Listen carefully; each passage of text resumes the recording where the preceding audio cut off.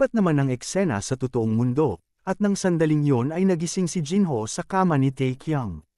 Napagtanto niyang nakatulog na naman siya ulit sa kama ni Taekyang at hinahanap niya ang kanyang kaibigan. Naiisip nito kung nagising na si Taekyang ay malamang ay gigising na rin siya nito, kaya naisip niya baka tulog pa rin ito. Kaya tiningnan niya ang loob ng capsule upang suriin kung nandito ang kanyang kaibigan. Pagkatapos, pinindot niya ang push button ng capsule. Iniisip ni Jinho na ang loob ng capsule ay hindi komportable. Kaya nagtataka ito kung paano niya nagawang makatulog sa loob nito, kaya no-word-ohan siya sa kanyang kaibigan. Sinubukan niya itong gisingin dahil alauna na ng hapon sa kasalukuyang oras nila. Tinanggal ni Jinho ang helmet niya at sinabi sa kanya na gumising na siya dahil bibili na sila ng mainit na sopas para sa kanilang hangover upang mawala ang sakit ng ulo nila. Bumukas LG ng kaunti ang kanyang mga mata at sinabi niyang ilibre lang siya ng sopas. Kasabay din nun ang pagbukas ng mga mata ni Taekyang sa mundo ng Mirim. Sa sandaling yon, ay tiningnan ni Taekyang ang kanyang character profile at napagtanto niyang umabot na siya sa level 13 at halos nakakuha siya ng 2 buong level. Ang kanyang mga kasanayan ay umabot din sa 3 mastery level, at nakatanggap siya ng item bilang gantimpala. Ipinamahagi ni Taekyang ang mga stat points sa kanyang lakas at tibay, na naglaan ng samang puntos sa bawat isa. Itinataas niya ang kanyang sibat at nagpasya na subukan at dagdagan ang kanyang mga kasanayan hanggat maaari bago siya umalis sa kuweba. Nagtataka si Taekyang kung kaya niyang talunin ang level 20 na si Hyuk Mujin gamit ang kanyang kasalukuyang lakas, ngunit agad niyang itinakwil ang kaisipan dahil sa pagkakaiba ng level. Sa halip, siya ay nag-focus sa kanyang pagsasanay. Nag-alerto ang sistema na ang isang bagong function na tinatawag na training mode ay magagamit na at maaari niyang tawagin ang mga ilusyon ng nakaraang mga kalaban upang magsanay sa laban. Inilabas ng sistema ang maaaring pagpipilian ni Taekyang sa kanyang pagsasanay at ang dalawa sa pagpipilian ay ang bandido at ang gatekeeper na kanyang nakalaban. Dahil sa taglay na taas ng level ni Mujin, ay nagpasya si Taekyang na tawagin ang ilusyon ni Mujin upang makabawi siya sa nauna nilang laban. Matapos makita ang ilusyon ni Mujin ay namangha si Taekyang sa kanyang nakita. Habang pinagmamasdan ni Taekyang ang mukha ni Mujin, ay hindi siya makapaniwala dahil nagawang makapag-summon ng system ng kamukhang kamukha niya. Sinubukan niya itong hawakan at laking tuwa niya dahil hindi siya magawang ma-injury dito. Sinabi ng system na pwede niya i-adjust ang lakas na taglay ni Mujin. Kaya in-adjust niya ang kanyang lakas sa kalahati. Matapos ma-adjust ang lakas ni Mujin sa 50% ay agad na bumukas ang mga mata nito. Nang sandaling yon, ay napangiti si Taekyang at sinabi na hindi pa rin ito nagbabago sapagkat nakakainis pera ng mukha at ngiti nito. Kaagad nagsimula ng pag-atake si Taekyang at nagawa naman ang ilusyon ni Mujin na iwasan ang kanyang pag-atake. Habang patuloy sa kanyang pag-atake ay napa-atras ng bahagya si Mujin. Pagkatapos, ay ginamit ni Taekyang ang maraming pag-atake gamit ang kanyang sibat sa mukha ni Mujin. Ngunit ang lahat ng ito ay nagawang iwasan ang kanyang ilusyon. Pero matapos ang maraming pag-atake ay nagawa nitong tamaan ang mukha ni Mujin kaya napaisip si Taekyang na mukhang madali lamang ito. Kaya nagpasya siyang labanan ang ilusyon ni Mujin sa 100% na lakas nito. Lumipat ang eksena sa entrance ng templo, habang may isang tao na dumating na nakasakay sa kabayo. Sinabihan ito ng gatekeeper na siya ay huminto. Sumunod naman ang lalaki sa utos ng gatekeeper habang nakasakay ito sa kanyang kabayo at may hawak na malaking espada. Nagtanong ang gatekeeper sa kanya kung saan sila nanggaling. Nang bigla, nagsalita ang pangkat ng mga lalaki na nakasakay sa kabayo na sila ay nanggaling sa Mount Heng. Bumalik ang eksena sa pagsasanay ni Taekyang, at makikita natin na nagagawa pa rin niyang talunin itong muli. Kaya napakamot siya sa kanyang ulo, nagtataka ito kung bakit nagagawa niya paring manalo sa kabila ng pag-adjust nito sa 100% na lakas ni Mujin. Kaya nagsimula na siyang magduda kung parehas lang ba ng lakas nito ang totoong Mujin. Biglang nakapag-isip si Taekyang ng magandang paraan upang magawa nitong palakasin pa ng husto ang ilusyon ni Mujin. Kaya sa pamamagitan ng teknik ng pamilyang Jin ay nilagyan niya ng ganitong kakayahan ang ilusyon ni Mujin. Dito ay sinabi ni Taekyang na malalaman na niya kung sa anong paraan nagkukulang ang kanyang kakayahan. Sinabihan niya ang ilusyon ni Mujin na parehas na silang may sandata ngayon kaya magiging patas na ang labanan nila. Nang pamwesto na ng kanyang sibat ang ilusyon ni Mujin, ay nagsabi si Taekyang na nakakainis pa rin ang pagmumukha nito. Gayunpaman, ay ginawa rin ni Taekyang ang posisyon nito at sinabi sa kanya na simulan na ang laban upang magkaalaman na kung sino malakas sa kanilang dalawa. Nagsimula si Taekyang ng pag-atake, at nagawa namang umilag ni Mujin. Bumalik rin sa pag-atake si Mujin at sinubukang tamaan ang paa ni Taekyang, ngunit nakaiwas ang ating bida at lumipad ito sa taas ng ere. Pagkatapos, nagbigay ng matinding pag-atake si Taekyang sa kanyang likuran at hiniwa ang gitnang katawan ni Mujin. Nang sandaling yon, nanalo si Taekyang sa kanya at nag-notify ang sistema na ang kanyang mga teknik sa spear at foot ay tumaas sa ika-4 na mastery at siya ay nag-level up. Nang sandaling yon, natuwa si Taekyang at binuksan ang kanyang character profile at nakakuha siya ng 10 stat points. Tumaas rin ang lahat ng kanyang mga stats ng 5 puntos at nakakuha siya ng 50 puntos sa fame. Nabawasan rin ang kanyang shame of the family na puntos at tumaas ng 10% ang kanyang training speed. Sinabi ni Taekyang na sa loob lamang ng 5 araw ng pagsasanay ay nakakuha siya ng mas maraming puntos. Kaagad niya ginamit ang 10 puntos para pataasin ang kanyang agility. Sinabi din niya na magagawa na niya ngayon talunin ng mas madali ang mga bandido na nakaharap niya dati at magagawa niya kaagad na abutin ang level 30 sa loob ng 1 linggo. Noong oras na yon, umiiyak si Taekyang dahil naaalala ang kanyang ina at nakababatang kapatid. Sumigaw siya sa kanila na maghintay pa ng kaunting sandali dahil makakabalik din siya sa totoong mundo sa loob lamang ng ilang linggo. Ngunit habang sumisigaw at umiiyak si Taekyang, napansin niyang biglang bumukas ang malaking pinto, kaya't nagtataka siya kung bakit bumukas ito ng maaga. Nang bumukas ito, nakita niya si Wai Pang kasama ang 2 gwardya ng sibilyan. Sinabi ni Wai Pang sa kanyang young master na 5 araw na ang nakalipas. Nilapitan ni Taekyang at tinanong sila kung handa na silang palabasin siya dahil alam niyang ikukulong siya sa kuweba ng 7 araw. Pumayag si Wai Pang na maaari na siyang lumabas. Idinagdag din niya na kapag lumabas si Taekyang, kailangan niyang pumunta sa Great Hall of Politics dahil ang pinuno ng kanilang pamilya ay naghihintay sa kanya doon. Bukod pa rito, naruroon din ang pinuno ng pangunahing pamilya sa Mount Heng Sword Sect. Iniisip ni Taekyang na narinig na niya ang ganitong pangalan ng grupo nato dati, at naisip niya kung plano ba nilang dalhin siya sa mga taong yon. Ngunit nang makita ni Taekyang ang mukha ni Wai Pang, nagtaka siya kung bakit tila mayroon siyang masamang pakiramdam tungkol dito. Kaya't biglang nagdesisyon si Taekyang na bumalik sa loob upang magbihis, ngunit biglang hinawakan siya ni Wai Pang sa kanyang balikat at sinabi na hindi niya siya pahihintulutan na gawin ang kahit anong gusto niya. Sa puntong yon, sa nakakatakot na itsura ni Wai Pang, sinabi niya sa kanya na mayroon siyang isang bagay na gustong itanong sa kanya, at gusto nito na sagutin siya ni Taekyang ng tapat. Sa sandaling yon, nagpapawis na nagsabi si Taekyang na sasagutin niya ito ng maayos at tapat. Huminga ng malalim si Wai Pang at tinanong si Taekyang ng diretsyo kung tinangka ba niyang gahasain ang nakababatang babae ng angka ng Mount Heng Sword Sect. Dahil sa tanong ni Wai Pang, ang mukha ni Taekyang ay puno ng pagkagulat. Na parang dinagana ng malaking bato sa ulo dahil sa problema na kinakaharap ng karakter na si Jin Taekyang sa mundo ng Miriam. At nagtataka siya kung anong uri ng kabulastugan ang ginagawa ng totoong karakter ni Jin Taekyang. Matapos ang pag-uusap nila, habang papunta sila sa Great Hall of Politics, ipinaliwanag ni Taekyang kay Wai Pang na hindi niya ginawa ang ganoong paratang sa kanya at hinihiling nito kay Wai Pang na pagkatiwalaan siya sa mga sinasabi niya. Nagsalita si Wai Pang sa kanya kung nawala na ba ang kanyang amnesia dahil sa mga nangyari. Ngunit patuloy pa din si Taekyang sa pakikiusap sa kanya na wala siyang ginawang kalokohan. Agad na lumapit si Taekyang sa harap ni Wai Pang at tinanong siya kung iniisip ba niyang ganitong uri ng tao si Taekyang na gagawa ng ganitong uri ng karahasan. Hindi nag-atubili si Wai Pang at agad na sumagot ng oo. Sinabi ni Taekyang sa kanyang isipan na hindi man lang nag-alinlangan si Wai Pang na sagutin ito ng oo. Tumigil ng bahagya si Taekyang at nag-iisip ito na tumakas sa kanya.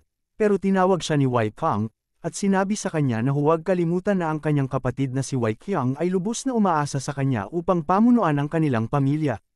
Matapos marinig ang salitang yon, ay hindi nagawang magsalita pa muli ni Taekyang at taos-pusong tinanggap ang problema na kanyang hinaharap.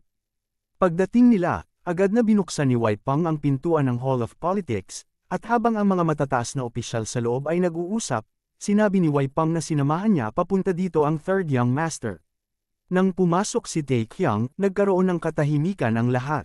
Sa puntong yun, si Taekyang ay mas kinakabahan at nag-iisip kung ano ang susunod na kanyang gawin, habang ang mga matataas na opisyal ay galit na nakatitig sa kanyang harapan at ang kanyang nakakatandang kapatid ay seryoso din sa mga nangyayari. Sinabi ng ating bida na napaka-intense ng sitwasyong ito. Sa bawat hakbang ni Taekyang, nag-aalangan siya habang papalapit sa kanila, at sinasabi sa kanyang sarili na dapat siya mag-focus. Habang naglalakad si Taekyang, bigla may tumawag sa kanyang likuran. Nang mapansin ito, ay agad na nakaramdam siya ng bloodlust at siya ay pinagpawisan ng labis. Nang sandaling yon, napatalon si Taekyang sa pagkagulat at sinabi kung anong klaseng bagay ang kanyang nakita. Lumabas na ito ay isang tao lamang at tinawag siya ng young master. Sumagot si Taekyang kung sino siya habang ang kanyang ekspresyon ay natatakot. Ang lalaking ito ay ngumiti at nagsalita na ang kahihiyan ni Taekyang ay wala pa ring hangganan. Matapos ang nangyari, ginamit ni Taekyang ang kanyang chi sense, at nakita ang kanyang pangalan na siya ay si Lee So-John, at mayroong antas ng 30 habang nagsasalita ang lalaki sa kanya kung paano hindi siya nakikilala ni Taekyang. Kaagad napaisip ang ating bida kung ano ang kanyang pakay sa kanya at tila naguguluhan na ito sa mga nangyayari ngayon. Ngumiti ang lalaki sa kanya, at pagkatapos sinabi na dahil hindi na siya nakikilala ni Taekyang ay hayaan siyang magpakilala sa kanya upang maalala nito ang lahat. Nagalit at nabahala ang mga taga-Yusig dahil sa ginawa ni Taekyang. Habang nakikinig ang mga opisyales ay sinabi ni So-John na ang araw bago dumating si Taekyang sa Crimson Flower, ay nagawa nitong bumisita sa isang lugar na tinatawag na Radiant Moon. Sinabi din niya na si Taekyang ay nagpa-reserve sa isang mamahalin na lugar ng bahay aliwan. Habang ang mga opisyales ay sinusumpa siya sa kanyang mga kahihiyan na ginawa. Nagtanong si Taekyang kung ano ang kanyang pinagsasabi, pero sinagot siya ni So-John na huwag na siya gumawa ng mga palusot pa. Kaya kinuha at ipinakita nito ang lahat ng mga written testimonies bilang ebidensya na nandoon siya sa Radiant Moon noong araw na yon at agad niya itong ibinigay sa pagmumukha ni Taekyang. Kaagad niya hinawakan ang papel at nang basahin niya ito, siya ay pinawisan at kinabahan. Pero bago pa sana ilabas ang ebidensya na ay nagpaplano na sana siyang humingi ng tawad at magmakaawa upang matapos na ang lahat ng problema nato, pero hindi niya inaasahan na meron pala ito dalang ebidensya na magpapalala ng sitwasyon. Sinasabi sa sulat na ito na si Master Jean ay nalasing at pumasok sa isang kwarto. Habang patuloy niyang binabasa ang iba pang ebidensya na tumutukoy sa lahat ng kanyang mga ginawang kalokohan ng gabing iyon. Nakasaad din sa isang sulat na nakita nila si Taekyang na tumatayo sa harap ng pintuan ng nakababatang binibini ng Mount Heng Sword Sect at narinig ng ibang testigo na sumisigaw ang babae. Nang sandaling yun naisip ni Taekyang na katapusan na niya dahil siya ay makakasuhan ng sexual assault. Tinanong ni Taekyang si So-John kung ito lang ba ang hawak niyang ebidensya. Biglang kinuha So-John ang papel at tinanong si Taekyang kung hindi ba ito naiintindihan pagkatapos basahin ang lahat. Sumagot si Taekyang sa kanya na ito ay nabasa na niya lahat, ngunit hanggang ngayon siya ay nagtataka pa din. Sinabi din niya na ang bawat ebidensyang hawak niya hindi maaaring gamitin patunay bilang isang ganap na ebidensya. Biglang nagalit si So-John sa kanya at sinabing walang hiya si Taekyang. Bukod dito, sinabihan niya si Taekyang na huwag magsinungaling at harapin ang kanyang mga kasalanan. Humingi ng kaunting minuto si Taekyang sa kanya at nang sandaling yon, tinawag niya ang mga opisyales sa paligid upang basahin ang mga ebidensyang hawak niya at suriin ang mga testimonyang nakalagay dito. Ngunit habang nagsasalita si Taekyang, biglang itinapon ni So-John ang mga ebidensyang hawak niya sa pagmumukha ni Taekyang. Matapos mangyari ito, ay napapikit na lang ng kanyang mata ang kapatid nito habang si Wei Pang ay tumitingin sa kanilang dalawa. Matapos inihagis sa kanya ang mga hawak nitong papel, ay nagalit si Taekyang sa kanyang ginawa at agad sinabihan siyang huwag nitong itapon ang mga ebidensyang hawak niya.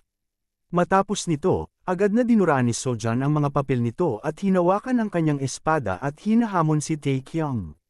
Matapos nito ay agad napansin ni Taekyang na merong kakaiba sa lalaking ito. Kaagad nag-notify ang sistema na ang kanyang quest sa isang hamon ay nag-umpisa na. Sinabi sa kanyang quest upang maibalik ang karangalan ng kanyang pamilya ay dapat nitong magawang manalo sa isang laban at kung siya ay mananalo, makakatanggap siya ng gantimpala ng isang title, malaking experience at 50 puntos ng fame. At kung siya naman ay matalo, ay bibigyan siya ng titulong Maniakis at magtatamo ito ng malubhang injury. Kaagad nag-notify ang sistema kung tinatanggap ba nito ang quest, kaagad naman sinabi ni Taekyang sa sistema kung gusto ba nito labanan ang lalaking ito. Ngunit nag-aalala siya dahil ang level nito ay doble kumpara sa kanya kaya hindi niya magawang talunin ito sa laban. Pero naisip ni Taekyang na hindi naman binanggit ng sistema na siya ay mamamatay kung mabigo ito sa quest. Kaya nag-iisip si Taekyang kung lalabanan ba niya ito, dahil sa malubhang injury na matatamo kapag siya ay matalo. Nag-decline ito sa hamon ng kanyang quest. Sinabi ni Sojan sa kanya na huwag mong isipin na tumakbo, dahil ang iyong pamilya at ang Taiyuan ang magbabayad sa lahat ng mga kalokohang ginawa mo. Nang marinig ito ng lahat, agad na nagsipila ang mga opisyales dahil hindi nila gusto ang mga pagbabanta na ginawa ni Sojan. Sinabi ng mga tao na lumalampas na si Sojan sa kanyang sinasabi at ginagawa. Idinagdag din nila na wala siyang karapatang maliitin ang pangunahing pamilya, habang si Taekyang ay nag-iisip kung sino ang mga taong ito. Muling nagtanong ang sistema kung tatanggapin niya ito. Dahil kung tatanggihan niya ito, ay magdedeklara ng digmaan ang Mount Heng Sword Sect sa pamilya Jin ng Taiyuan at hindi lamang yun. Ituturing din nilang pangunahing kaaway ng kanilang pangkat si Taekyang. Nababahala si Taekyang sa ibinigay na opsyon sa kanya ng sistema dahil kahit ang pag-decline sa quest na ta ay nagdudulot ng mas malaking gulo sa kanilang pamilya. Sa puntong yun, nagsimulang makaramdam si Waikyang ng pagkabahala kaya pinakalma niya ang dalawa lalo na ang batang si Sojan. Sa sandaling yun, seryosong nagsalita si Waikyang na ang banta ni Sojan ay nakakaalarma, pero iniisip niya lamang ito na siya ay nagkakamali sa kanyang mga sinabi. Mariing sumagot si Sojan sa kanya na ang pagpili nito ng kanyang salita ay hindi isang pagkakamali.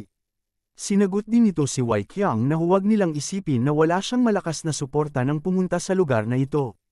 Dahil siya ay naparito upang maghimagsik bilang panganay na anak ng Mount Heng Sword Sect. At ang kanyang ama, kanilang leader, ay nagbigay sa kanya ng buong pahintulot upang gamitin ang kanyang lakas at kapangyarihan. Tinanong ni Waikyang si Sojan kung ano ang gusto niya. Sumagot si Sojan na, gaya ng sinabi niya kanina, nais niyang makaharap sa isang laban ng kanilang ikatlong young master. Habang nagsasalita si Waikyang, sinabi niya na hindi yun ang ibig niyang sabihin at tinanong niya sa kanya kung ano ba talaga ang kanilang totoong pakay. Sa puntong yun, ngumiti si Sojan at sinabi ang tunay niyang layunin, nais niyang alisin ang leader ng pamilya Jin mula sa kanilang lugar ng tirahan. Dahil kung gagawin nila yon, balewalain na lang ni Sojan ang pagkakamali ni Taekyang at iisipin na ito ay aksidente lamang. Malakas na uminom ng isang basong alak si Waikyang, habang ang mga ibang opisyales ay nagrereklamo sa kanilang harapan. Mariing sinabi nito na hindi siya pumapayag sa gusto nitong mangyari. Pagkatapos, sinabi ni Sojan na aayusin nila ang problema sa pagitan nila at ni Taekyang, ngunit hindi agad pumayag si Waikyang sa kahilingan nito. Kaya't sinabi ni Sojan na may isang paraan lamang, at iyon ay ang magdeklara ng digmaan sa pagitan nila. Pagkatapos ng kanyang mabangis na pagsabi, agad na pinag-usapan ng mga tao kung ano ang maaaring mangyari kung magkakaroon ng digmaan, habang nasa likuran si Taekyang ay iniisip nito kung ano ang maaari niyang gawin at kung dapat ba niyang labanan ang lalaking ito. Ngunit pagkatapos ng ilang sandali ng pag-iisip, inilabas niya ang kanyang sibat mula sa kanyang likuran at sinabi sa sarili, punyetang tao ito, napakayabang niya. Pagkatapos nito, sinabi niya sa lahat na siya ay pumapayag sa kahilingan ni Sojan. Nang marinig ito ng lahat, labis silang nagulat at nagtataka sa mga lumabas na tinaga mula kay Taekyang pati si Waipang ay hindi makapaniwala sa kanyang narinig. Habang ang batang mabangis na si Sojan ay nakatitig sa kanya. Nang bigla, pinigilan ni Waikyang si Taekyang dahil iniisip nito ang masamang mangyayari sa kanyang nakababatang kapatid. Kaagad na lumapit si Taekyang sa kanyang harapan at hinamon nito na tapusin na ang kaguluhang ito sa pagitan nilang dalawa. Tumingin ng mabangis si Sojan sa kanya at iniisip na ito ay magiging madali para sa kanya.